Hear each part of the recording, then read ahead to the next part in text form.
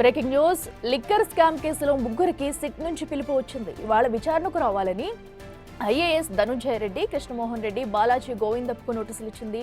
అయితే ఈ ముగ్గురు విచారణకు వస్తారా లేదా అనేది సందిగ్ధత నెలకొంది. సుప్రీంకోర్టు, హైకోర్టులను వీరికి ఎలాంటి ఉపశమనం లభించలేదు.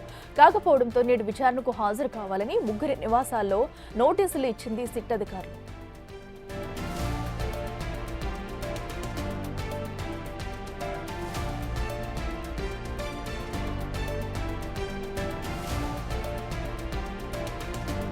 లిక్కర్ కేసులో కేసిరెడ్డి రాజశేఖర్ రెడ్డి, సజ్జల శ్రీధర్ రెడ్డి, చాణక్య, దిలీప్ అరెస్టు ప్రక్రియ తర్వాత ముగ్గురిని నిందితులుగా చేర్చిన సిట్ లిక్కర్ కేసులో నేడు విచారణకు హాజరు కావాలని నోటీసులు ఇచ్చారు సిట్ అధికారులు.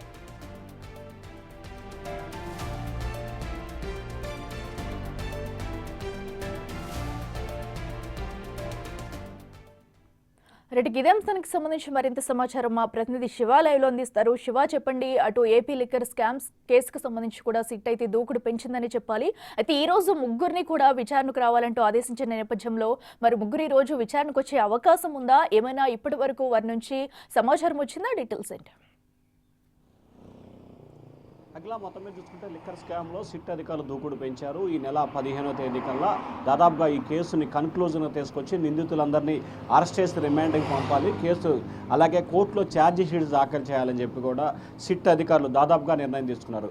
ఇప్పటికే సజ్జల శ్రీధర్ రెడ్డి, కేసిరెడ్డి రాజశేఖర్ రెడ్డి, అలాగే ప్రకాష్ అలియాస్ దిలీప్, వీరంతా కూడా నలుగురిని అదుపులో తీసుకున్న పరిస్థితి కనిపించింది. వీరిద్దరిచ్చిన స్టేట్మెంట్ బేస్ చేసుకొని గత ముఖ్యమంత్రి కార్యాలయంలో ఓఎస్డీగా, ప్రత్యేక ప్రధాన కార్యదర్శిగా, అలాగే జగన్మోహన్ రెడ్డి సతీమణి భారతరెడ్డి కంపెనీలో మేనేజర్ ట్రస్ట్గా వ్యవహరించిన గోవిందప్ప, ధనుంజయ రెడ్డి, కృష్ణమోహన్ రెడ్డిలు కూడా ఈ కేసులో A1, A31, A32, A33గా కూడా నిందితులుగా చేర్చారు. వీరందరికీ ఇప్పటికే హైకోర్టులో, సుప్రీంకోర్టులో రెండు సార్లు చొప్పున కూడా బెయిల్ పిటిషన్, అంటే ముందస్తు బెయిల్ పిటిషన్ డిస్మిస్ అయిన పరిస్థితి కనిపించింది.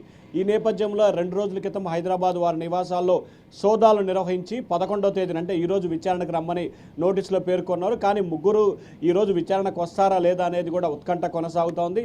కానీ మనకు అందుతున్న సమాచారం ప్రకారం ఈ ముగ్గురు కూడా ఈరోజు విచారణకు వచ్చే అవకాశాలు కనిపించట్లేదని కూడా తెలుస్తోంది.